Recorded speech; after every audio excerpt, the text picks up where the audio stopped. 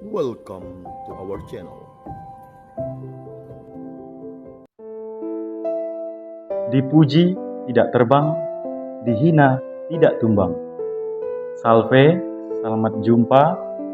Kembali lagi bersama saya, Frater Dominikus Irfan, calon imam diocesan Keuskupan Agung Pontianak.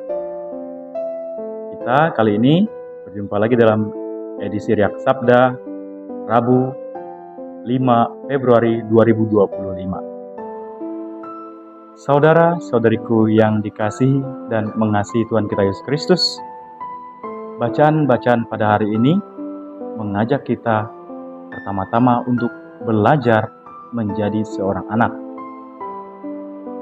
Tugas dan tanggung jawab atau tugas utama seorang anak kecil adalah belajar.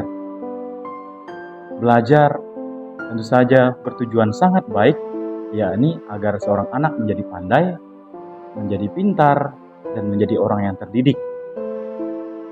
Ini membutuhkan pengorbanan, yakni di mana seorang anak harus mau mendengarkan orang lain. Dan tetapi berbeda halnya dengan seorang anak kecil. Seorang anak kecil dalam pikirannya bukan belajar, melainkan bermain, dan bermain. Namun inilah yang diajarkan pertama-tama lewat bacaan pertama pada hari ini. Anak-anak bukan hanya bermain, tetapi seorang anak diajar dan belajar menjadi anak-anak Tuhan. Jadi anak Tuhan berarti menerima didikan, nasihat-nasihat, serta ajaran-ajaran yang baik demi perkembangan iman. Didikan bukan sembarang didikan, melainkan didikan sebagai orang yang percaya kepada Kristus Tuhan. Saudara-saudara kasih, pada dasarnya pola pendidikan itu berbeda-beda setiap zamannya. Ada yang keras, ada yang lembut. Namun yang pasti adalah tujuannya, yakni agar seorang anak menjadi bijaksana, pandai, dan paham akan didikan. Kita bisa melihat dalam bacaan pertama bahwa kitab atau surat kepada orang Ibrani mengingatkan pada anak-anak, dalam hal ini orang beriman. Anakku, janganlah kamu lupa akan nasihat. Nah, nasihat di sini berarti didikan untuk tetap menerima atau mau menerima nasihat orang yang bijak. Tentu saja pada zaman itu didikan-didikan itu keras. Nah, makanya penulis Ibrani mengatakan memang tiap-tiap ajaran ketika diberikan tidak mendatangkan sukacita, melainkan duka cita. Nah, setiap kita kalau dinasihati, misalnya kalau kita berbuat salah, pasti kita akan merasa sakit hati. Tapi kita juga tidak mampu untuk mengungkapkan perasaan kita atau mengungkapkan apa yang kita rasakan saat itu. Akan tetapi, teguran, nasihat, dan ajaran baru akan diterima sesudah peristiwa atau sesudah nasihat itu diberikan. Dan hal itu dapat dilihat dari buahnya, yakni menghasilkan buah kebenaran. Sebab itu adalah hal-hal yang baik. Nah, kemudian ada sesuatu yang cukup menggelitik juga. Pada hari ini kita dengar dalam bacaan Injil, di mana Yesus ditolak di tempat asalnya, yakni Nazaret. Bahkan ketika ia sudah mengajar dan membuat beberapa mukjizat dengan penuh kebijaksanaan dan penuh kewibawaan. Nah, sebagai anak asal atau anak daerah, tentu saja Tuhan Yesus punya inisiatif, punya suatu yang dibanggakan dari dirinya untuk diperbuat di tempat asalnya. Akan tetapi yang ia terima adalah penolakan. Nah, saudara-saudari terkasih, ada dua pesan dari perikop bacaan Injil dari kitab Markus pada hari ini. Yang pertama, Yesus adalah seorang anak manusia sama seperti kita. Namun di sisi lain, poin yang kedua, Yesus adalah juga seorang Mesias, anak Allah. Nah, bisa kita lihat yang pertama-tama, Yesus adalah anak manusia. Mereka tahu latar belakangnya, mereka tahu dia anak seorang tukang kayu. Makanya kesan yang pertama yang mereka melihat adalah mereka kagum dan takjub akan perkataan serta perbuatan mukjizat yang Yesus lakukan. Akan tetapi kekaguman itu sirna oleh karena mereka tahu siapa latar belakang Yesus. Yesus adalah seorang tukang kayu. Saudara-saudarinya ada bersama kami dan dia adalah seorang anak dari seorang perempuan yang bernama Maria. Nah,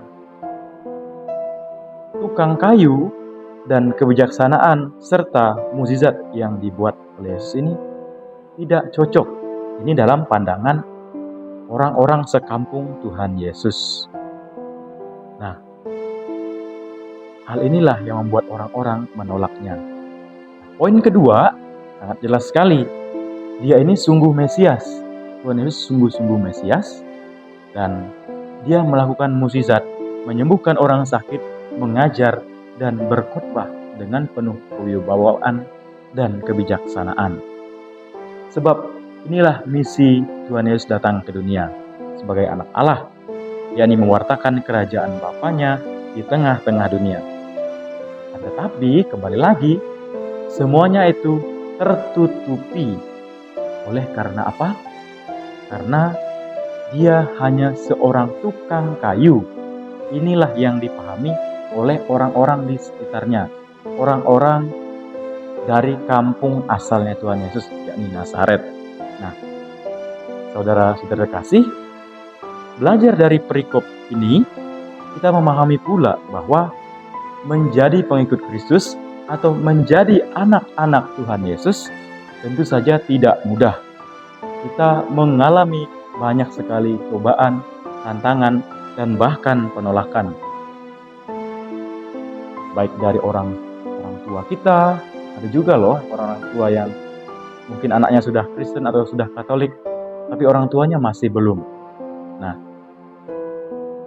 sebab Yesus juga ditolak, apalagi kita pengikutnya. Sebab itu Tuhan Yesus juga pernah berkata, seorang murid tidak pernah melebihi gurunya.